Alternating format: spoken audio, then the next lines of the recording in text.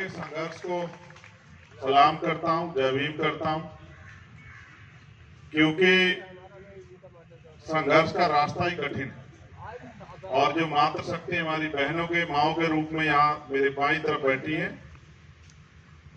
मैं उनके संघर्ष, क्योंकि महिलाओं के जीवन में तो प्राकृतिक एक संघर्ष है बचपन से लेकर जीवन के अंतिम समय तक। हमेशा उनको जो है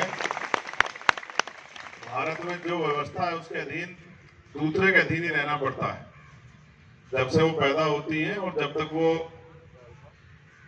उनका जीवन समाप्त होता है वो दूसरे के जरिए इस देश में उनको चलना पड़ता है, पहले पिता के जरिए। यहाँ तो सच यह है, पैदा होने के लिए भी परमिशन की जरूरत होती है। बेटी है तो माँ बाप तय करेंगे पैदा करनी नहीं करनी है, बेटा हो तो एक बार को कोई बात नहीं। तो फिर उन कितना पढ़ेगी, क्या पहनेगी, क्या खाएगी, कहाँ आएगी, कहाँ जाएगी, किसके साथ जाएगी, ये भी परिवार के लोग तय करते हैं। फिर किसके साथ उसकी शादी होगी, ये भी परिवार के लोग तय करते हैं। वो नौकरी करेगी नहीं करेगी, ये ससुराल के लोग तय करते हैं। फिर और तमाम तरह की जो जिंदगी है उसकी वो अपने परिवार, ससुराल, बच्चों में ऐसी बीत जाती है। और अंत एक कड़वी सच्चाई ये है कि अभी तो माँ बाप की इतनी इज्जत है कि माँ बाप को घर से बाहर निकालते, बच्चों को अनाथ आश्रम भेजते, आजकल परहेज नहीं होता है। तो मैं इन देवियों के रूप में यहाँ उपस्थित हमारी माओ बहनों का बहुत धन्यवाद दूंगा जो अपने हकों के लिए लड़ रही। मैंने हमारे भाई से बहुत सारी बातें आपके आंदोलन के विषय में जानी, किस तरह से 13 साल से आप लोग एक एक पल जो है इस आंदोलन में, इस संघर्ष में, जो ये भी एक आंदोलन ही है, पेट को पालने का आंदोलन है जो आप अभी तक चला रहे थे नौकरी के रूप में। 13 साल से आप काम कर रहे हैं। 13 साल में जमीन आसमान का अंतर हो गया।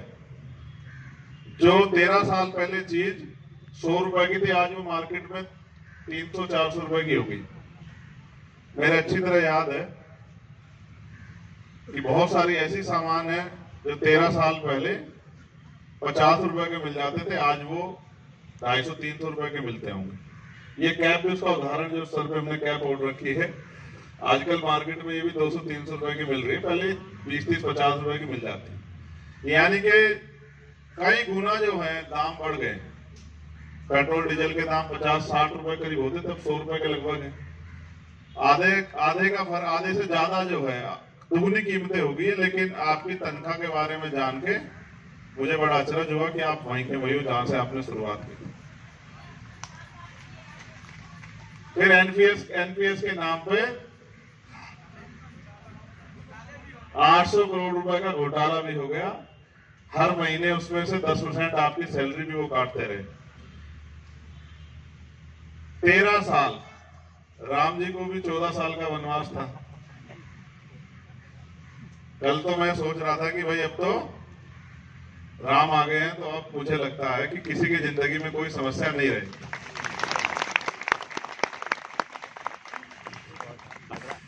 कोई भूखा नहीं सोएगा, किसी के पास पहनने के लिए कपड़े की दिक्कत नहीं होगी, किसी बहन बेटी का रेप हत्या नहीं होगी, अत्याचार नहीं होगा, किसी को घर में जलाया नहीं जाएगा, सताया नहीं जाएगा, किसी की वेतन विसंगतियां नहीं होगी, किसी के साथ घोटाला नहीं होगा, क्योंकि अब तो न्याय होना चाहिए। ऐसी मुझे भी उम्मीद है, मगर हो सकता है कि ये गलतफहमी हो जाए। लेकिन मेरी आशा है कि कुछ बदले, लेकिन उससे ज्यादा बदलेगा इस तरीके जिस तरीके से आप लड़ रहे हैं।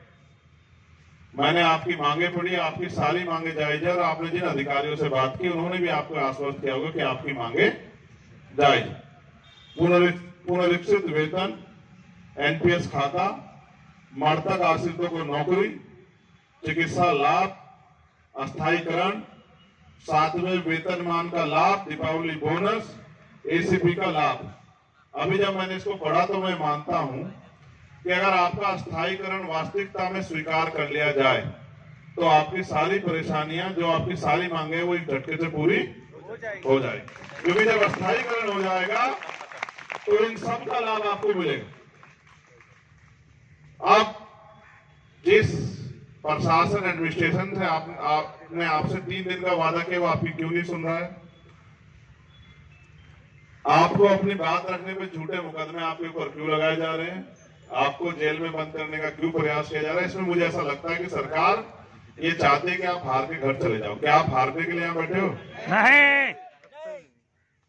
मैं ये मानता हूँ कि सरकार इतनी आसानी से सुनती नहीं। आप ये महसूस करो, आप सहारनपुर में नहीं बैठे हो, आप बागपत में नहीं बैठे हो, आप मुजफ्फरनगर में नहीं बैठे, आप सिद्धार्थनगर नहीं बैठे हो,